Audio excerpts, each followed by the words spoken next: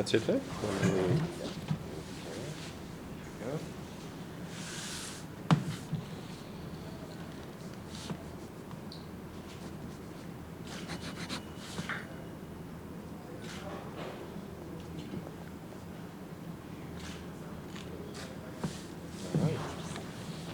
So, I guess Shall we do the handshake? Yes. Huh? The famous one. The famous All handshake. right. Thank you very much. Thank you very much. It's good to. Thank you. All right. Thank you. Thank you, man. Thank you very much. Thank you. All right. Thank you. Thank you.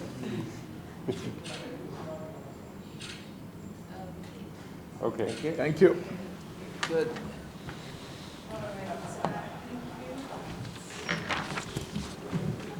Reproductive Health and Rights, or SRHR as it is called. It is one of the pillars of Dutch development cooperation. The SRHR policy framework focuses on 4 priorities. 1, increasing access to age-appropriate sexuality education and youth-friendly services that meet the needs of young people.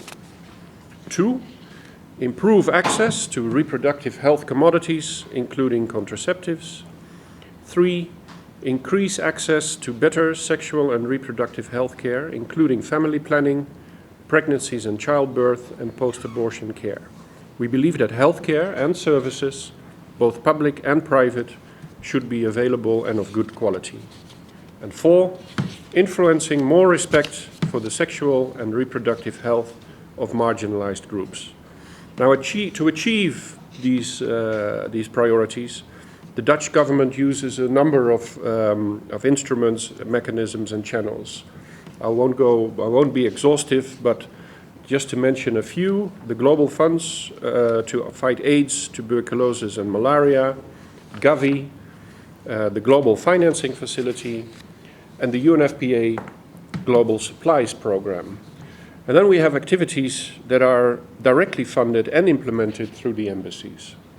And the program to advance sexual and reproductive health and rights in West Nile and Acholi subregions in Uganda that we are here today to sign is an example of this latter mechanism through the embassies. This program will run for 4 years, from the 1st of October 2019 until the 30th of December 2023. It is a contribution of 24 million euros, or approximately 98 billion Uganda shillings. And through the program, the Dutch government seeks to further contribute to the government of Uganda's efforts to decrease maternal mortality, address unmet needs for family planning, reduce gender-based violence and promote gender equality, and to reduce teenage pregnancies and early marriages. And ultimately, through these contributions, contribute to the country's opportunity to harness the demographic dividend. I'd like to take this opportunity to sincerely extend my appreciation towards the valuable input of some of the people around the table here today during the design of this program. We have reached out to other development partners and government in order to improve the quality of this proposal. We had a meeting a couple of months ago in which I was present as well. Key strategic partners are very important, and I think it is a demonstration of your commitment and ownership that you are here today with us as well. It remains my hope and expectation that we shall jointly provide the effective leadership to ensure the program's success, sustainability, and scaling up of the best practices that will be generated through the course of the implementation of the program. It is of our utmost interest as a funder that the key lessons that will be learned are used by both government and non-government organizations to inform new programs and influence policy decisions both at the local and at the national level. The Netherlands government looks forward to continued cooperation with the government of Uganda through ministries and agencies to see that the realization of sexual and reproductive health and rights becomes a reality for all, especially that Ugandan adolescent girl or young woman The average Ugandan is a 14-year-old girl, and that's the person we have to keep in mind when we implement this. That 14-year-old girl whose future and ability to exploit her full life potential should not be hampered by teenage pregnancy, child marriage, or sexual violence. Thank you very much for your attention.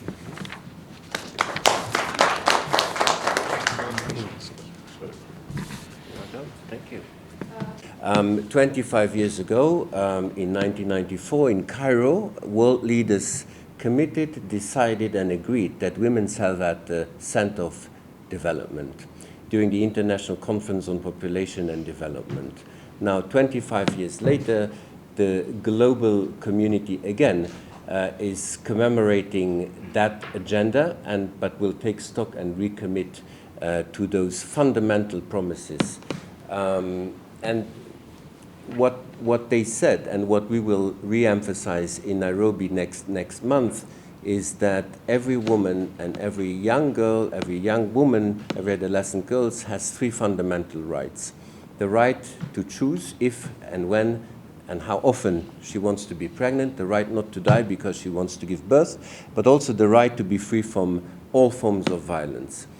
And this is what this program is about, to really deliver that integrated package of these three fundamental rights, plus the right to menstrual health, plus the right to good quality sexuality education or information for those who are out of school.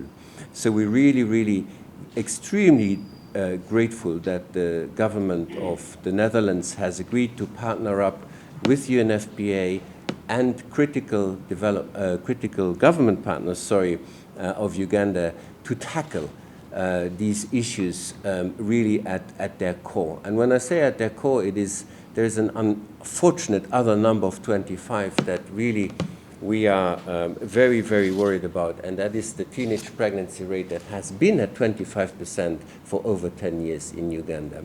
So addressing these fundamental rights in 12 districts in West Nile and in the Acholi sub-regions is what this program is about.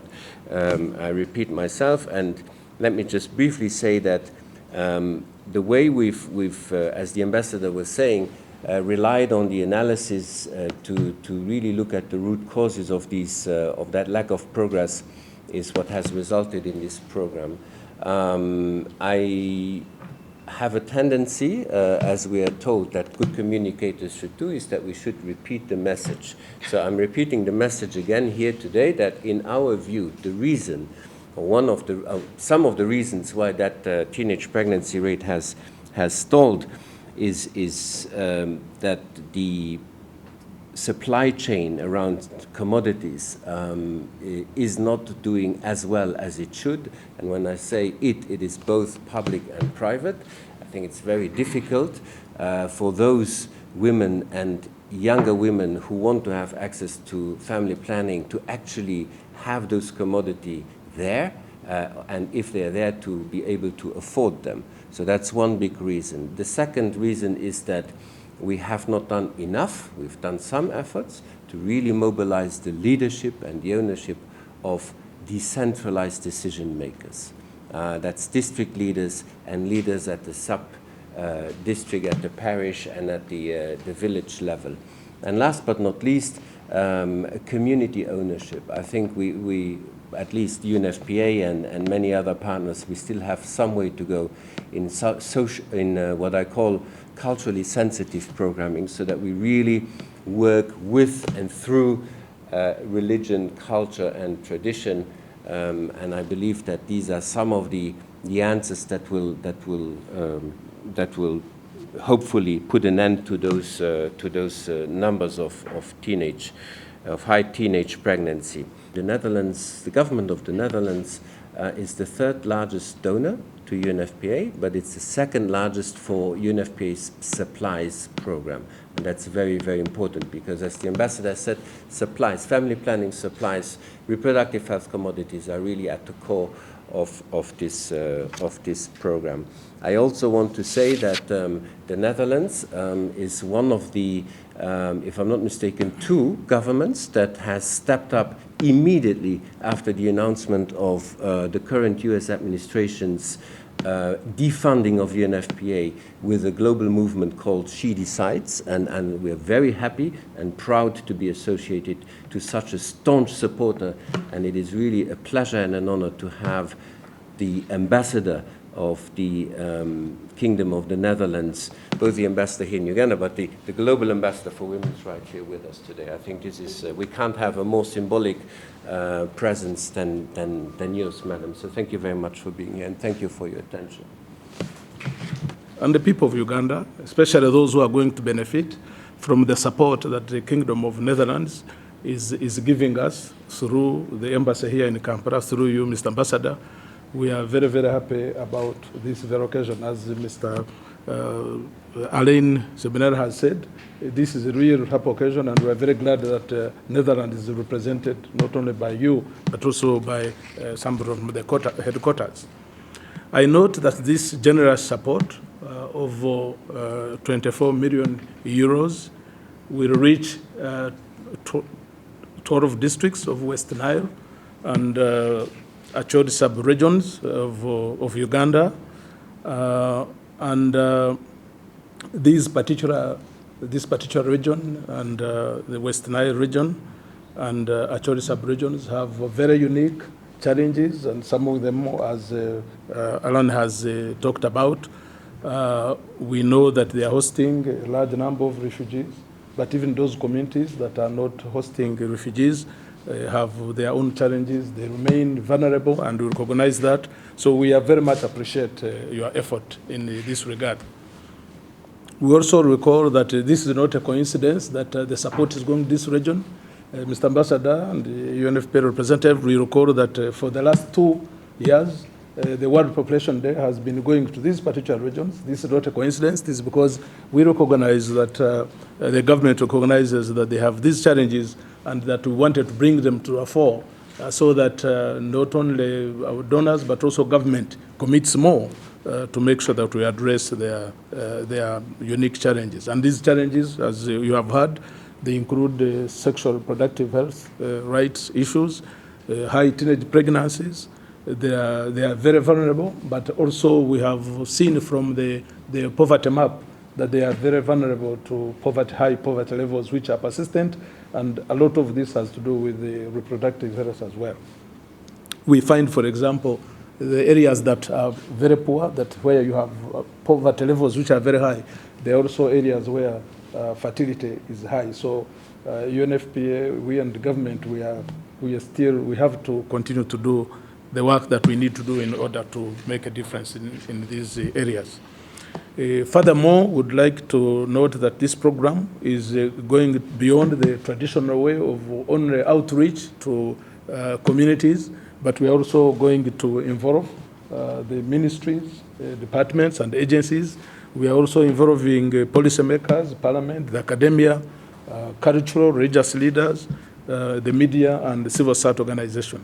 This, we think, as a government, is a very good way of ensuring that the program will be sustainable. So it is a very welcome idea. And it is against this background that the government of Uganda and the people of Uganda very much appreciate this effort. And I want to assure you that the funding that is this generous funding that is being extended will be used for the purposes it is meant, and the government will ensure that this is done. All right. Thank you. Thank you.